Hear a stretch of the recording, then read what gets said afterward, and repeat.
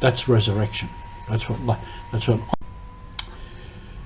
life, death and life. I emphasise again during this week, particularly coming up to Easter, we focus on the life of Jesus, the death of Jesus, and the life of Jesus, the risen Christ. It's Roger from the MSC Mission Office. You're with Mission Alive.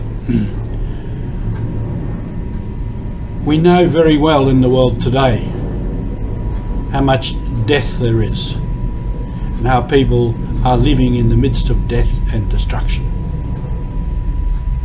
That is their life. Ironically enough, their life involves a lot of death of families, friends, people around them. Don't have to go very far in the news cycle to find that on our doorstep all the time. Ukraine, Gaza, Sudan, the Rohingyas, and many other conflicts around the world that we don't hear about so much in the news. It's death, it's destruction, it's mindless, it's senseless. And those who pursue the war, those who make the war, they're not the ones that are suffering. It's the ordinary people, and we know that, and we feel sorry for them. Even in the midst of it, we hear stories now and again of people doing ordinary things in life, like getting married, baptizing the children, celebrating birthdays. Despite the destruction going on around them, they pursue the good things of life. And time again, we hear of people going into these situations to do good. Doctors, nurses, many others who deliberately decide to go into that situation to try to serve people, try to do some good. There is the life-giving people.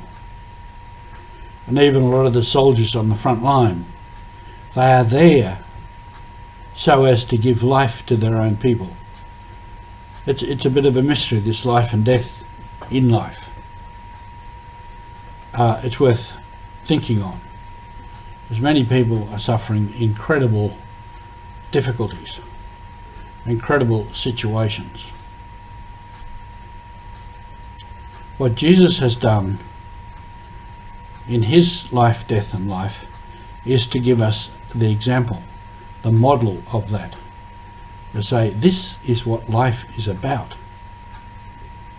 It doesn't mean at the end of our troubles is going to be a resurrection as Jesus had it. But in a sense there is a resurrection.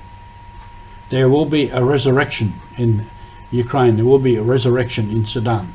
There will be a resurrection in Gaza. Eventually, when the stupidity of war stops and people start to rebuild their lives, rebuild their relationships, rebuild their families, make new families. That's resurrection. That's what ongoing life is about. So let's reflect on these things this week as we move towards Easter. And there is always life. In the midst of life there is death, and after that there is a resurrection of life, a renewing of life. That is our focus this week. Thank you for being with us.